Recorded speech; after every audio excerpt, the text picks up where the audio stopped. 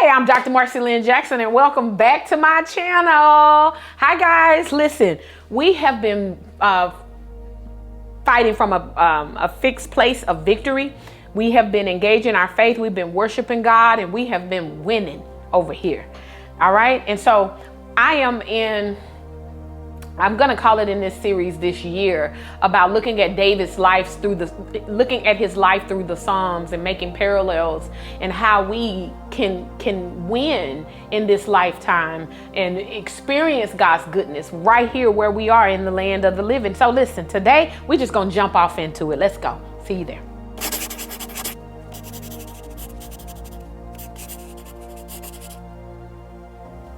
So today, I want to talk about I finished my course and stay in the course until you win kind of finish, right? I want to talk about that where I want to go into Paul's life here.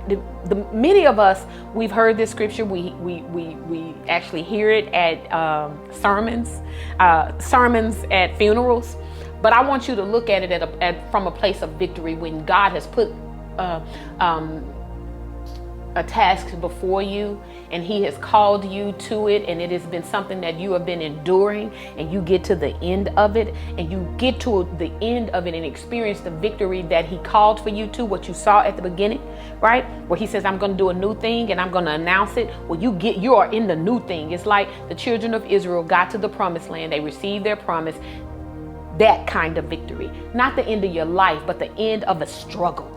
Your marriage worked out. You got the new job. Your children are doing better. Your family has come back together and reconciled. You've gotten through a place or to a place of victory, and you are experiencing it. And from this perspective, Paul's final testimony not just survived, but he actually finished.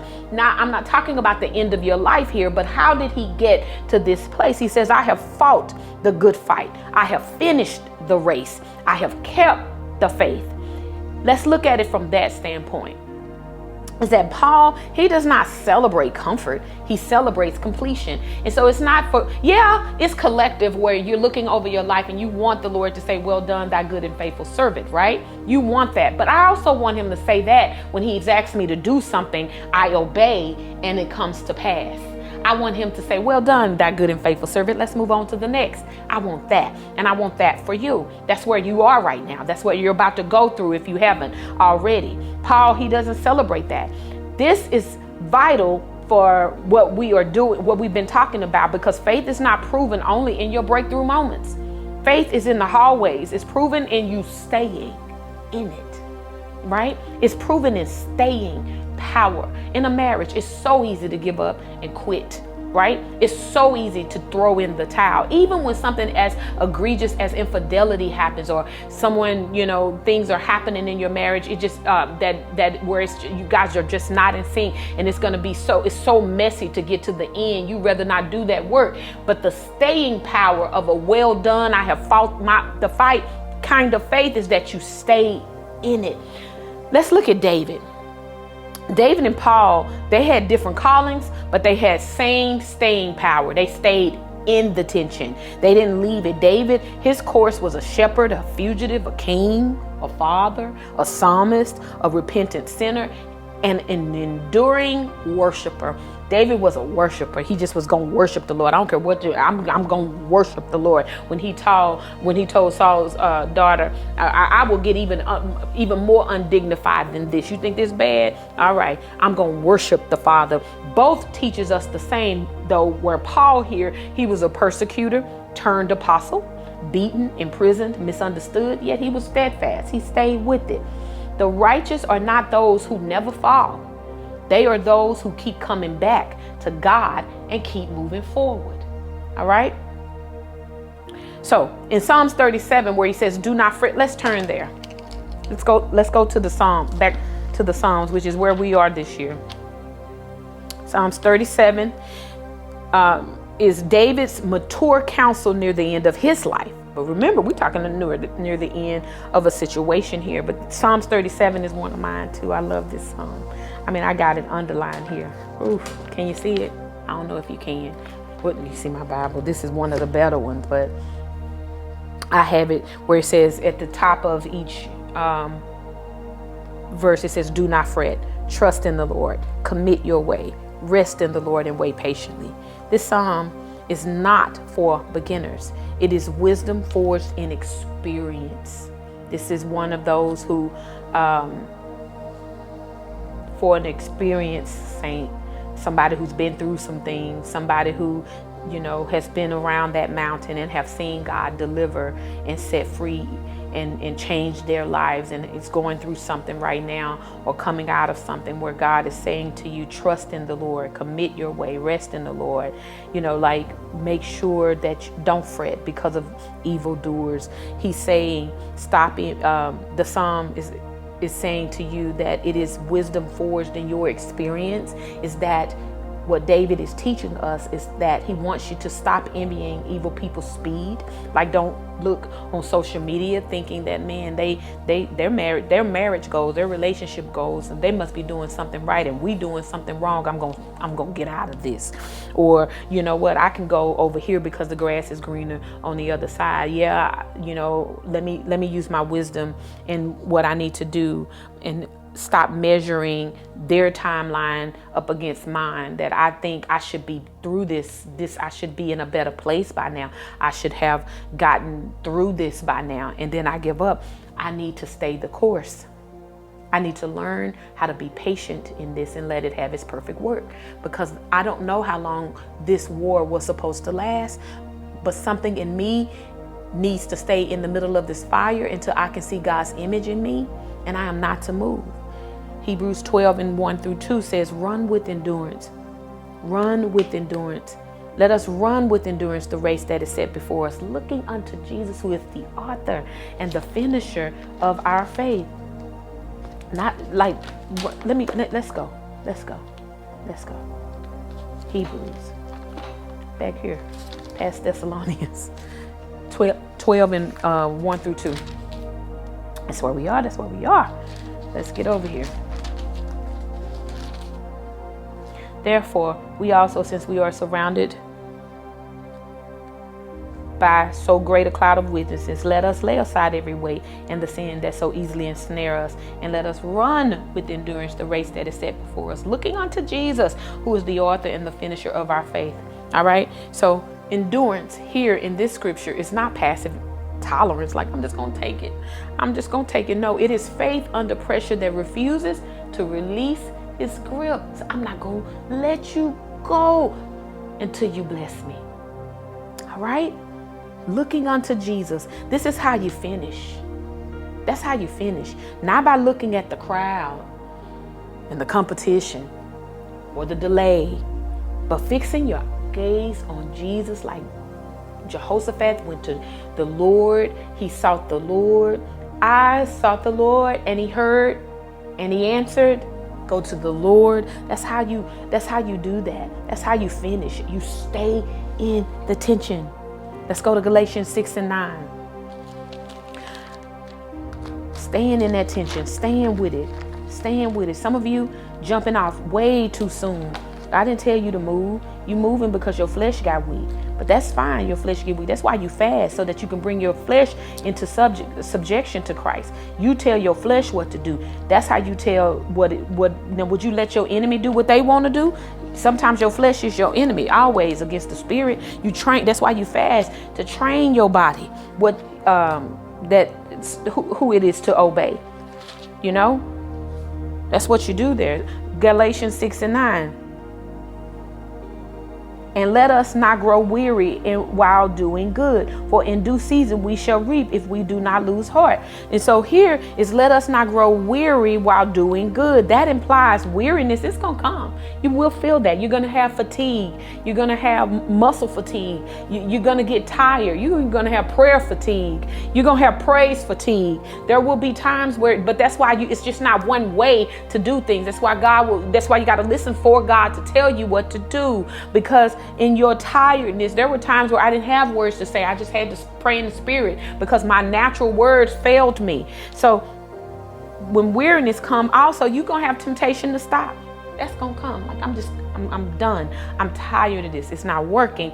But discouragement, it is also a part of this. It's a part of it. But listen, due season, it's real. And it belongs to those who do not quit. Hello, it's Dr. Marci Lynn Jackson here, and I am so sorry to interrupt you. I know it was going really good, and I am so grateful that you guys are engaged, okay? So I want you to stay with us because we're going somewhere, all right? However, if you would love to become a part of this community, we are here every week. You can binge watch, you can do you could go back and listen to it. I do that often when I need to be encouraged and I need my faith to be expanded and hear the word that was given to me to help me through my process. I want you to subscribe to my YouTube channel and join our YouTube community. I want you to like what you are listening to, and I want you to hit that notification bell so that you know when be notified when we post, okay? So subscribe, like, and get notified. All right, let's jump back in. A part of your process may have been to get embarrassed. It may have been to feel shame, but that's not the end of you. That is going to work something out through you. And so you're trying to make that who you are in your story, but it is a part of it. It's not all of it, and it surely isn't who you are. Do you understand? So winning is often quieter than people actually expect. It's like uneventful. You won. You at the end of it. You won the race. You got to the finish line.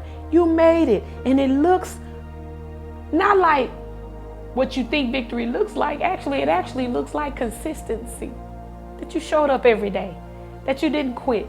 You continued to praise, worship. Used your high praise as a two-edged sword to continue to move. You felt weary, but you kept going. You laid aside those sins that would even hang you up. You stayed as a repentant sinner before the Lord. And that race is personal, but it ain't comparative. I don't know what you've been through, but I know what I've been through. I don't know what he told you to do, but I know what he told me to do. I don't know how he told you to do it, but I know how he told me to do it. I can't compare my story to yours. I don't know all that you've endured. I don't even know what you came into it with that may need to be worked out in you. You may be in the fire longer. Maybe you are more rebellious. I don't know. Maybe it's more pride over here. Maybe there's some other witchcraft things going on and I got to stay a little longer. So I can't look to the left or to the right. I got to be like Peter. When he got out of the boat and started walking to Jesus, he was looking at Jesus to get to him. It was when he started listening and looking at the wind and the waves that he began to sink. So the race is personal. I can't compare myself to you because the course, I got to look at what is set before me. Faithfulness is success in God's kingdom. That's success.